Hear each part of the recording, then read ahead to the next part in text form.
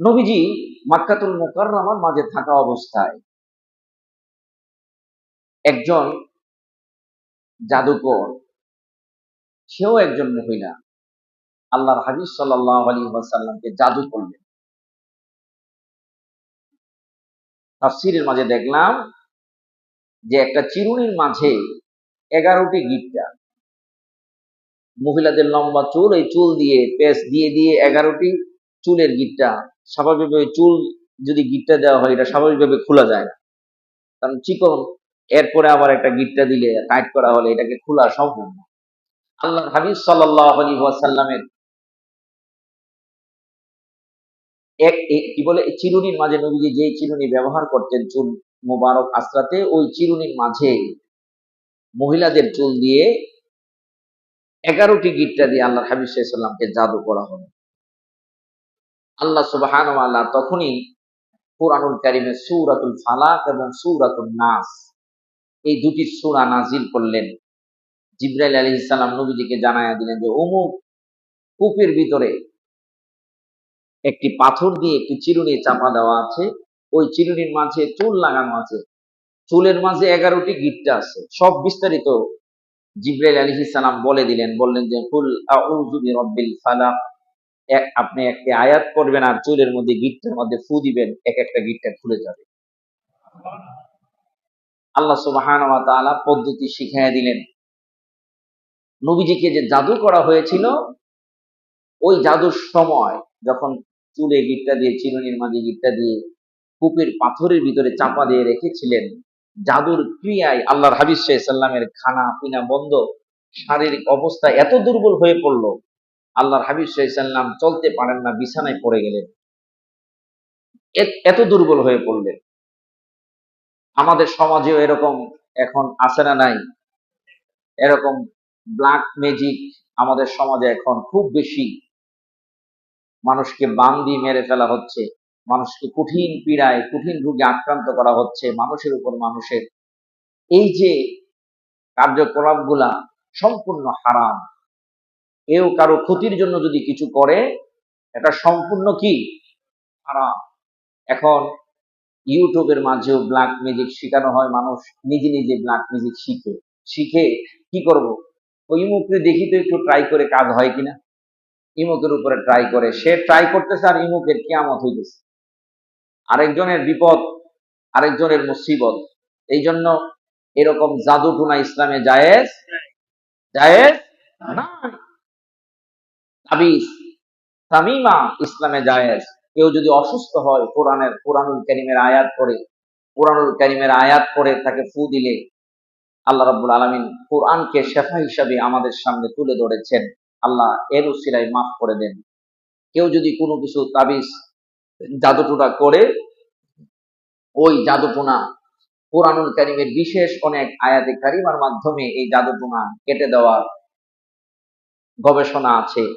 ওই আয়াতে কারিমার মাধ্যমে ওই জাদু, ব্ল্যাক ম্যাজিক বলেন আর বান বলেন আর যাই বলেন, ওই গুলান কেটে দেওয়া যায়। আল্লাহর হাবিব সাল্লাল্লাহু আলাইহি ওয়াসাল্লামকে এই চিরুনির মধ্যে যে বান দেওয়া হয়েছিল, যে জাদু করা হয়েছিল, কোরআনের এই দুটি সূরা আল্লাহ রাব্বুল আলামিন দিয়ে দিলেন। এই দুটি সূরা পরে যখন আল্লাহর হাবিব সাল্লাল্লাহু আলাইহি ওয়াসাল্লাম এক একটা চুলের গিট্টার মধ্যে ফু দিলেন, আর খুলতে হয় নাই, এমনিতে আল্লাহ রাব্বুল আলামিন খুলে দিয়েছেন। তো খোলা যায়। এই জন্য অনেকেই এই এই দুটি সূরা, অনেকে বলেছেন 4টি সূরা, 4 কুল, কুল ইয়া আইয়ুহাল কাফিরুন, কুল হুয়াল্লাহু আহাদ, কুল আউযু বিরাব্বিল ফালাক, কুল আউযু বিরাব্বিন নাস, এই 4টি সূরা পড়ে কেউ যদি হাতের মধ্যে ফু দিয়ে শরীরের মধ্যে মালিশ করে, সকালবেলা মাসে করলে সন্ধ্যা পর্যন্ত আল্লাহ রাব্বুল আলামিন সকল প্রকার আপদ বিপদ বালা মুসিবত, কারো জাদু টুনা নজর থেকে আল্লাহ রাব্বুল আলামিন হেফাজত রাখেন। আবার যখন সন্ধ্যার সময় পড়ে শরীর মাসে করে, সারাটা রাত্রভর আল্লাহ রাব্বুল আলামিন সকল প্রকার আপদ বিপদ বালা মুসিবত, কারো নেক বদ নজর, কারো জাদু টুনা থেকে আল্লাহ রাব্বুল আলামিন হেফাজত রাখেন। এই সূরা গুলানকে আল্লাহ রাব্বুল আলামিন শেফা হিসাবে দুনিয়ার জমিনে নাজিল করেছেন। তো আল্লাহর হাবিব সাল্লাল্লাহু আলাইহি ওয়াসাল্লামকে যে জাদু করা হয়েছিল, ওই জাদু যে সূরার মাধ্যমে আল্লাহ রাব্বুল আলামিন হেফাজত করলেন, যখন সফর মাস আসলো, আল্লাহর হাবিব সাল্লাল্লাহু আলাইহি ওয়াসাল্লামের মাঝে ওই জাদুর যে ক্রিয়াটা, সেটাও বর্ণনায় আসছে যে নবীজির শরীরের মাঝে এফেক্টেড হলো, আল্লাহ হাবিব সাল্লাম শারীরিকভাবে দুর্বল হওয়া শুরু করলো। এমন একটা অবস্থা হয়ে গেল, নবীজি হুজরা, আমরা দেখেছি নবীজির রওজা মুবারক থেকে নবীজির মসজিদে নববীর মিম্বার বেশি দূর না, অল্প একটু জায়গা। এমন অসুস্থ হয়ে পড়লেন নবীজি যে ওই জায়গা থেকে বের হয়ে নবীজি মিম্বার মুবারকে আসবেন, মেহরাবে আসবেন, নামাজ আদায় করাবেন, এই শক্তিটা পর্যন্ত আল্লাহ হাবিব সাল্লাল্লাহু আলাইহি ওয়াসাল্লামের ছিল না। এত দুর্বল নবীজি হয়ে গেলেন। এই সফর মাসের শেষ বুধবার, যেটা আরবি এবং ফার্সি হিসাবে আখেরি চাহার সোম হিসাবে আমাদের সমাজে আমরা বলে থাকি। আখের মানে শেষ, চাহার সোম মানে সফরের শেষ বুধবার। এই আখেরি চাহার সমে আল্লাহ রাসূল সাল্লাল্লাহু আলাইহি ওয়াসাল্লাম ওই দিন উম্মাহাতুল মুমিনিনদেরকে বললেন, আমাকে তোমরা গোসল করাও। নবীজিকে ওই দিন সুন্দরভাবে গোসল করানো হলো। নবীজি মোটামুটি শারীরিকভাবে অনেকটাই সুস্থ, সবার সাথে কথা বলতেছেন, উঠে বসেছেন, একটু হাঁটাচলা করতেছেন। সাহাবায়ে কেরাম সহ মদিনাতুল মুনাওয়ারার সকলে আল্লাহর হাবিব সাল্লাল্লাহু আলাইহি ওয়াসাল্লামের এই অবস্থাটা দেখে অনেক আনন্দ হলেন। আমি প্রথমে বলেছি, সাহাবায়ে কেরাম নিজের জান, নিজের মাল, নিজের সন্তান সন্ততি, গোটা পৃথিবীর মাঝে যা কিছু আছে সবকিছুর চাইতে বেশি আমার নবীকে ভালোবাসে। ওই ভালোবাসার মানুষটা আজকে সুস্থ, দীর্ঘদিন পর্যন্ত অসুস্থ অবস্থায় মনের ভিতরে রক্তক্ষরণ হচ্ছিল প্রত্যেক সাহাবায়ে কেরামের, মদিনার প্রত্যেকটা নারী পুরুষের হৃদয়ে রক্তক্ষরণ হচ্ছিল যে আল্লাহর হাবিব সাল্লাল্লাহু আলাইহি ওয়াসাল্লাম আমাদের সামনে আসতে পারেন না, আমাদের সামনে কথা বলতে পারেন না, আমাদের সামনে আল্লাহর হাবিব সাল্লাল্লাহু আলাইহি ওয়াসাল্লাম নামাজ পড়ান না। সাহাবায়ে কেরামের এই পরিস্থিতিতে আল্লাহর হাবিব সাল্লাল্লাহু আলাইহি ওয়াসাল্লাম গোসল করে যখন জামাটা গায়ে দিয়ে মসজিদে নববীর মাঝে উপস্থিত হলেন, সকল সাহাবায়ে কেরামের মনে হলো যেন আজকের এই দিনটাই সবচেয়ে বেশি পৃথিবীর মধ্যে আনন্দের দিন। আমার নবী আজকে আমাদের মাঝে উপস্থিত হয়েছেন, এত খুশি সাহাবায়ে কেরাম হলেন। উম্মাহাতুল মুমিনিন মা আয়েশা সিদ্দিকা রাদিয়াল্লাহু তাআলা আনহা থেকে একটা বর্ণনায় আসছে, যদিও বর্ণনাটাকে যে সহিহ রাওয়ায়াতের বর্ণনা বলা হয় না, তারপরেও অনেক ঐতিহাসিক কিতাবের মাঝে এই বর্ণনাটাকে উল্লেখ করার কারণে গ্রহণযোগ্যতার দিক থেকে, যেহেতু অনেক ঐতিহাসিক কিতাবের মাঝেই গ্রহণযোগ্যতা কি বলে এই বর্ণনাটা এসেছে, অনেকের কাছে বর্ণনাটা আমাদের সামনে প্রকাশ হয়েছে, এই জন্য আল্লাহর হাবিব সাল্লাল্লাহু আলাইহি ওয়াসাল্লাম ওই দিন যখন সুস্থ হলেন, আবু বকর সিদ্দিক, হযরত ওমর ফারুক, হযরত উসমান যিন নূরাইন রাদিয়াল্লাহু তাআলা আনহু, হযরত আলী কাররামাল্লাহু ওয়াজহু সহ মক্কাতুল মুকাররম মদিনাতুল মুনাওয়ারার নারী পুরুষ ছোট্ট শিশুরা সহ সকলেই এত খুশি হলেন, যার যেরকম সামর্থ্য ছিল সেই সামর্থ্য অনুযায়ী তারা গরিবদের মাঝে দান সদকা শুরু করে দিলেন এবং সাহাবায়ে কেরাম অত্যন্ত খুশি হলেন। আল্লাহর নবী রাহমাতাল লিল আলামিন নবী ওই দিন সাহাবায়ে কেরামের সামনে বক্তব্য দিলেন, ভাষণ দিলেন, কথা বললেন। আমার নবী, আপনার নবী ওই দিন যোহরের নামাজ পড়লেন, আসরের নামাজ পড়লেন, মাগরিবের নামাজ আদায় করলেন। ওই মাগরিবের নামাজের পরে আল্লাহর নবী আবার এত অসুস্থ হয়ে পড়লেন, বর্ণনায় আসছে আমার নবী এরপরে 13 দিন মাত্র দুনিয়ার জমিনে ছিলেন, অন্য বর্ণনায় আসছে মাত্র 5 দিন নবী দুনিয়ার জমিনে ছিলেন।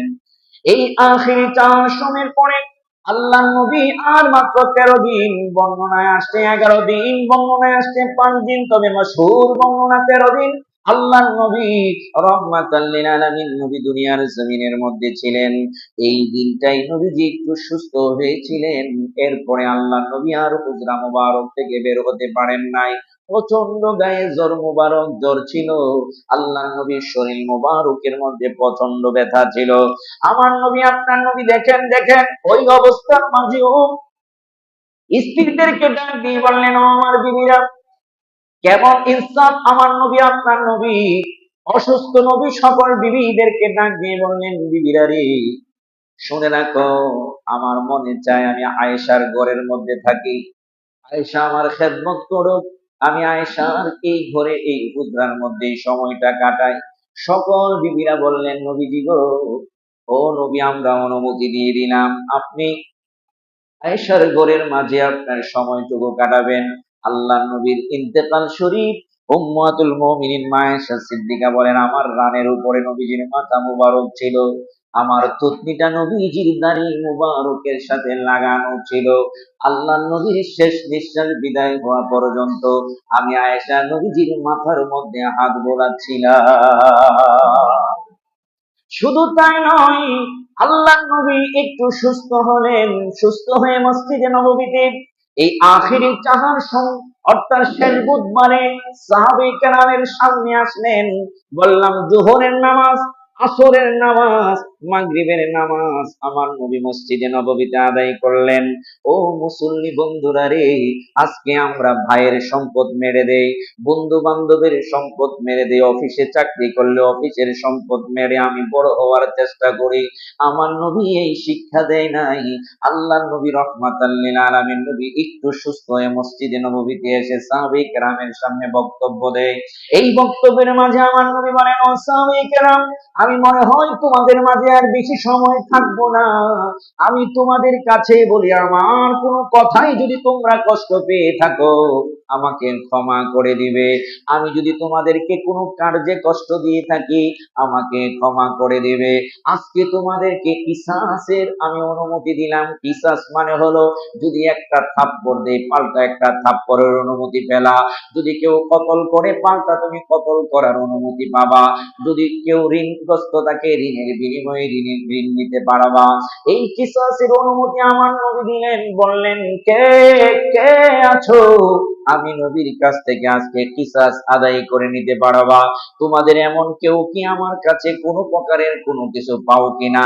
সাহাবায়ে কেরাম নীরব নিস্তব্ধ হয়ে আছেন। মসজিদে নববীর মধ্যে কোনো আওয়াজ নাই।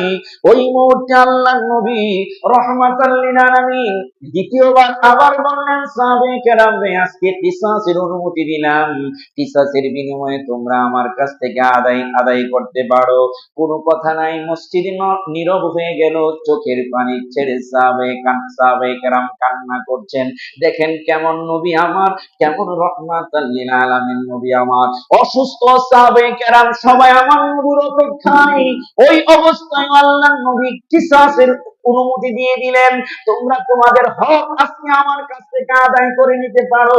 কাউরে যদি আমি একটা থাপ্পড় দিয়ে থাকি পাল্টা একটা থাপ্পড় আজকে তোমরা আমারে দিতে পারো। কাউরে যদি আমি আঘাত করে থাকি পাল্টা একটা আঘাত আজকে তোমরা আমাকে করতে পারবে। আমার নবী কিসাস করলেন। আর অনেক বাবা দেখা যায় ছেলে মেয়েদেরকে ঠকায়া সম্পদ এক মেয়ের নামে এক ছেলের নামে লিখে দিয়ে যায়, এরকম আছে না নাই? কথা কয় না, আছে না নাই? ভাইদের সম্পদ নিজে আত্মসাৎ করে নিজের নামে লেখে, কোন ভাইদেরকে সম্পত্তি দেয় না। ভাইরা কোন রকম দিন কাটায়, কোন রকম জীবন অতিবাহিত করে নিজে অট্টালিকার মধ্যে কাটায়া গেল। এইরকম সমাজে আছে। আমার নবী কি শিক্ষা দিচ্ছেন আখিরি চাহার সঙ্গে এই শিক্ষাটার সঙ্গে নিবেন বাবা। এই জন্যই ইসলামের প্রত্যেকটা ধর্মীয় অনুষ্ঠান আলোচনা করা প্রয়োজন। ইসলামী প্রত্যেকটা ধর্মীয় অনুষ্ঠান সমাজের মাঝে চালু করা প্রয়োজন। এক একটা অনুষ্ঠান থেকে সমাজের মানুষ আল্লাহ নবীর এক একটা আদর্শ শিখতে পারে, ঠিক কিনা? আমার নবী আপনার নবী সাহাবায়ে কেরামকে দুইবার বললেন, সাহাবায়ে কেরাম রে, আজকে কিসাসের অনুমতি দিলাম। কোন সাহাবায়ে কেরাম কথা বলে না, নীরব। আবার নবী তৃতীয়বার বললেন, সাহাবায়ে কেরাম তোমাদের কি আমি অনুমতি দিলাম তোমাদের কিসাস থাকলে, কারণ তোমাদের মনে যদি এখন কষ্ট রাখো আল্লাহ আমাকে যদি জিজ্ঞাসা করে আমি কি জবাব আল্লাহর কাছে দিব? একজন সাহাবী তিনবার বলার পরে হাত বাড়াইলেন, হাত তুললেন। যে সাহাবীর নাম হলো হযরতে ওয়াক্কাস রাদিয়াল্লাহু তাআলা আনহু।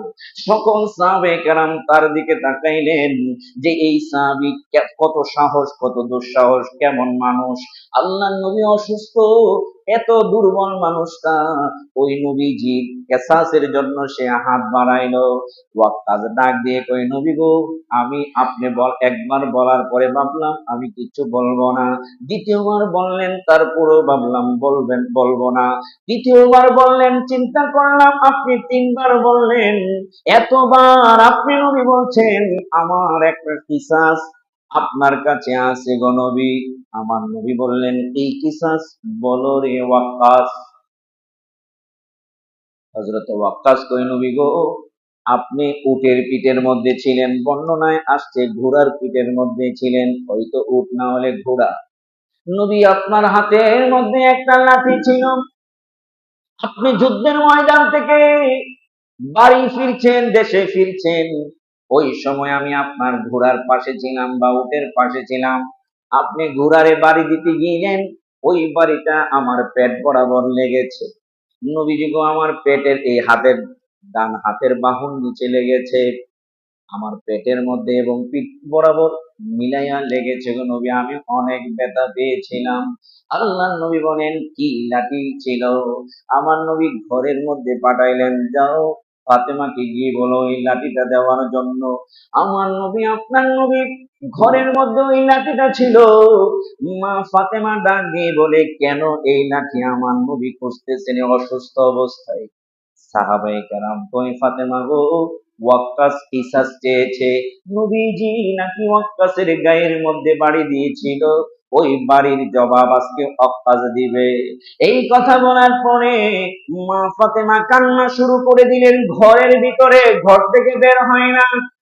আমাদের সমাজের মেয়েরা হইলে কি করতো? করুণা নাই, কাপড় নাই, দৌড়াইয়া চলে আসতো, কথা কন ঠিক কিনা?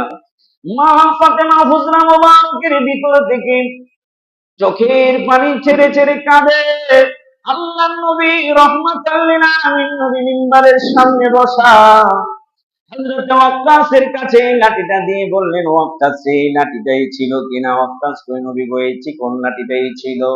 আল্লাহর নবী বললেন, ওয়াক্কাস তোমার কিসাস তুমি আদায় করো। ওয়াক্কাস কই, নবী গো ওই সময় আমার গায়ের মধ্যে কাপড় ছিল না, আপনি যখন বেত্রাঘাত করেছিলেন আমি ওই বেত্রাঘাতটা কাপড় ছাড়া পেয়েছিলাম। আমার নবী কাপড় তুলে দিলেন, ওয়াক্কাস বাড়ি দিবে। সাহাবায়ে কেরাম বলে, খোদার কসম, আল্লাহর নবীর কাপড় মোবারক যখন তুললো, নবীজির শরীর মোবারক আমরা দেখলাম পূর্ণিমার চাঁদের চাইতেও সুন্দর নবীর শরীরটা লেগেছিল। হযরত ওয়াক্কাস একটা দৌড় দিয়ে লাঠিটা ফেলে আমার নবীকে জড়ায়া ধরে চুমু দেওয়া শুরু করলেন, চোখের পানি ছেড়ে ছেড়ে কাঁদে আর কই, নবী গো আমি এটার জন্য আপনার লাঠি আনাই নাই, আমি বেত্রাঘাতের জন্য লাঠি আনাই নাই, আপনার শরীর মুবারকটা দেখা আমার বড় শখ ছিল গো নবী। কোনদিন আপনি নবীকে খালি গায়ে আমি ওয়াক্কাস দেখেই দেই গো নবী, আজকে আপনার শরীর মুবারক দেখে আমার তৃপ্তি হলো। ইয়া রাসূলুল্লাহ, নবী গো আপনি আমাকে ক্ষমা করে দিয়েন, আপনার শরীর মুবারকের মধ্যে আমি চুমু খেলাম, তবে আমার একটা আবদার আপনার কাছে, আমার কিসাস আমি ক্ষমা করে দিব গো নবী, আমি আপনাকে বেত্রাঘাত করতে পারবো না, আপনি ওয়াদা দেন আপনার সাথে আমারে জান্নাতে রাখবেন। আমার নবী সাহাবায়ে কেরামদেরকে ডাক দিয়ে বলেন, ও সাহাবায়ে কেরাম শুনে রাখো, এই মুহূর্তে তোমরা যদি একটা জান্নাতি লোক দেখতে চাও আর জান্নাতে আমার বন্ধু হয়ে থাকবে, ওই জান্নাতি আমার বন্ধুটাকে যদি তোমরা দেখতে চাও, আমার সাহাবী ওয়াক্কাসের দিকে তাকাও। সাহাবায়ে কেরাম আমার নবীর সামনে এরকম ভাবে জান্নাতের সার্টিফিকেটটা নিয়েছেন, কত কৌশল অবলম্বন করে।